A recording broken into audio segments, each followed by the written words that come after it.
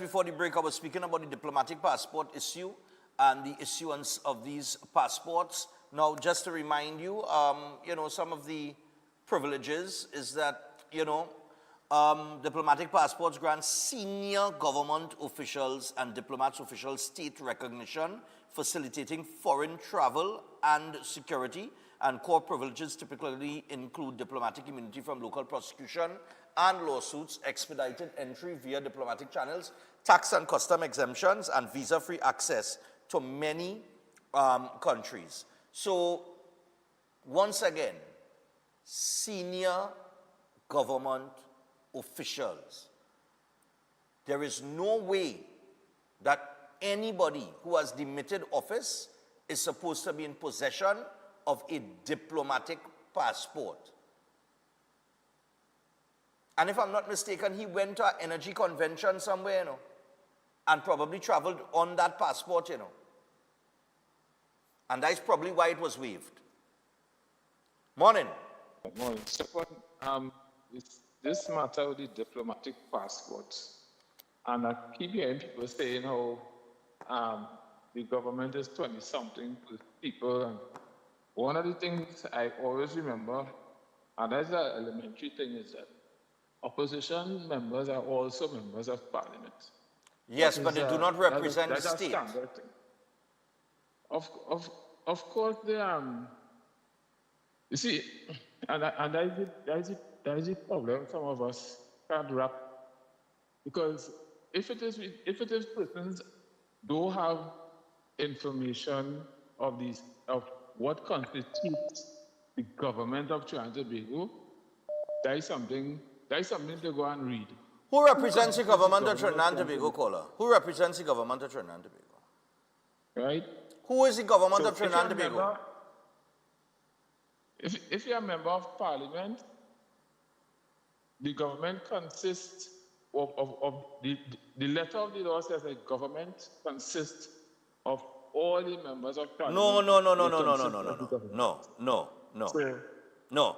Which ministry does Camille Robinson Regis represent? Right. So I'm asking, no, hold on. I'm asking you a question. You just said that the government is represented by all members of parliament. I am asking you a simple question. Which ministry of government does Camille Robinson Regis represent? Stephan, you know that person don't hold the office of any ministry. You know that. So how they representing the government? I just called to share my. Listen, I'm asking you a question. You just call in and you just make some idiotic statements at times. You just said that all 41 members of parliament represent the government. That is what you said. But they are members of parliament. But they do not represent the state. They do not represent the government. They do not represent the cabinet. And representation is if you want to say, oh Jesus Lord, here what happened? Next call. I neighbor with all. All right, yeah. I neighbor with all that. You see that level of idiocracy this morning. I just asked you a question. I don't have time to waste this morning. You saying that all 41 members of parliament represent the government. That is the dumbest thing ever. They make up the parliament. As in members of parliament. They're all members of parliament, meaning they have all been elected by their respective constituencies to be their representative. Opposition members do not form part of government.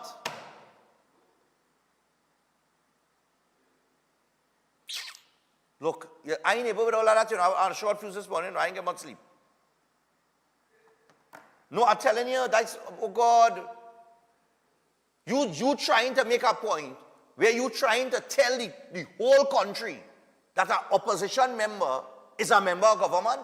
And I simply ask you, what ministry of government does someone like Camille Robinson Regis represent? And your response to that is, but Stephan, we all know she don't represent no ministry. Then how she's part of the government? Morning. I don't have time with that nonsense this morning.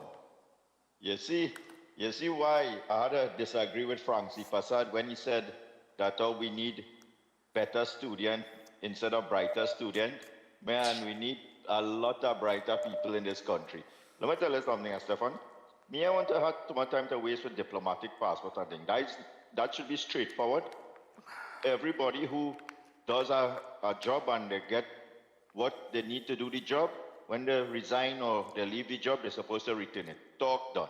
We didn't supposed to have no discussion on that. Every single Exactly. person who have diplomatic passport that doesn't belong to serving the government supposed to return their passport. Hey, Warren. Morning, Stephan. Morning, Stephan. I just had a laugh this morning. Stephan, but there are some people, you see when they tell you 1 and 1 is 5, you just leave them alone. That man sounds so done telling you this morning on national television because you asking him a very simple, straightforward question, Stephan, and he want to go all around the bush. I just try to figure out some of these people, straightforward question, you're asking them, very simple yes or no, and they could never answer, Stephan. Look what I'm listening. Yeah, man, no problem. My simple thing to that guy, right, just in educating you, if it is as you say, that the opposition and the government, all members of parliament does form the government, why do we have elections? Morning. Especially our opposition members. Morning. Yeah, morning. I too find this thing about the past thing ridiculous and it's frivolous. I think the girl and her mother who get arrested, it much bigger than this what we discussing here. But the girl and her mother? Yeah. Or how she name now? The Samaru girl who was protesting. Yeah, but how much time we go talk about that? Or you still want to talk about that? That was saying. No, that was saying that bigger, that is much greater than this with Stuart Young bringing out here. If they have to return it, they have to return it. Yeah, but how It's that simple. greater? How that greater? Well, all right. Well, this is what I'm saying. It's so frivolous, right? So, anyhow, but from the very beginning, what the last caller now mentioned, the caller before the last, is that I think only the opposition member who is Penelope Beckles, I think only her could be considered in a situation like that because you have to refer to them as the honorable opposition leader. But Does she represent the state? Yes, she would have to. She represents She would the have to. state. Right. Hold on. Yeah. I want you to be clear on the question that I'm asking you. Does the opposition leader represent the state? They do. Kamala Prasad was an opposition leader, and she made inroads in. And all they're saying this is not a big issue? All they're saying this, wait, hold on. All they're saying this is not an issue. And you all don't even have a proper understanding of who represents the government of Trinidad and Tobago? No. The government, the state, the opposition leader would have a say in. That's why she's the opposition leader. So I'm saying, if anybody supposed to be in that category would be the opposition leader. The opposition, whoever that opposition leader is. And we would, if we go back, we would see where Kamala Prasad Visesa, as opposition leader, made some inroads. As the opposition leader. Inroads with where? With who? I can't bring to mind right now, but it had things. It had things that she did. Did she make inroads? Hold on. Did she make? Hold on.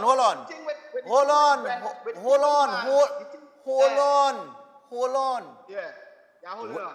When she wrote to CARICOM, did she make inroads as opposition leader? She brought things to light. No. Like you forget she went to CARICOM as prime minister and brought up issues where she had written on specific issues to the CARICOM secretariat and got no reply as opposition leader? Right. Why do you think she got no reply? I think she did so as well with the guy where they went and arrested Barbados. Something with that issue. But why did she get no reply? But she did make some representation. And she made the representation on behalf of the citizens of Trinidad and Tobago. On behalf of who? Of behalf of the citizens that you As, are today. right, because as opposition leader, you are the leader of the opposition. You are there to Yeah. hold the government accountable. Right, yes. Good. But you do not travel on state business. You do not represent the state. What ministry is Penelope Beckles? What sector or what ministry of government does Penelope Beckles represent as the opposition leader? No. We had to go deeper into that as opposition leader, not any minister or anything, just as the leader of opposition, right? So that now things is coming out in the light, we will be able to understand these things better. No, I'm not giving any leeway that they ought to or ought not to have. I'm just saying that the respect as the opposition leader is given, and it was given from day one, as to say this is the honorable prime minister and this is the honorable leader of opposition. They have that title, honorable. Oh, so because you have the title honorable, you should be entitled to a diplomatic passport. No. The honorable thing to do is don't wait till the people come and take it back.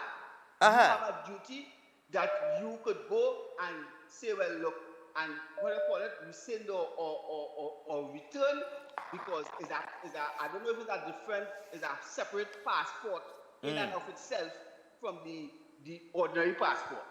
But you, whichever it is, you have a duty to, as your honorable, to go and return this thing, or they would suppose to send out a circular and say this is the last time you're going to use your diplomatic passport for X, Y, and Z, right? But I will find this thing supposed to come out here and now. For what? Because Stuart Young feels he's supposed to be he entitled. He's not entitled to anything. Mark, say something. He's not entitled to anything. Let me ask you something. You hear me? I listen there. How we could receive a diplomatic passport after the meeting office? Oh, well then, all right. Well then, now you have to go, as I said before, you have to go deep now to see where, because the apparently the governing government is not accurate with these things also, because it slipped under the radar. So we now have to find out, or they now have to find out, how is it, and how we know he's talking the gospel truth. How we know that he could be shooting one in the dark. We don't know that for facts. So when we get the facts that he was issued one after the fact, then we will take issue with who is the people responsible for issuing these things. Now, if I am a custom officer in the airport and I see this thing come up to me, and I know for a fact, I would say this is a red flag for me as a customs officer. And How is a red flag for you as a customs officer? Yeah, you being a former minister, have a diplomatic passport. No, that's not a red flag for you. That's not a red flag for you. But if I have to do my job, You don't have any job to do, sir, because the holder is in possession of a diplomatic passport. What customs officer? You think a customs officer could stop him in the airport? Well, that should be so. No. He don't have any rights to it. But then he has rights to it then. Father, mercy, I tell you. But then he has All right, rights to it. listen.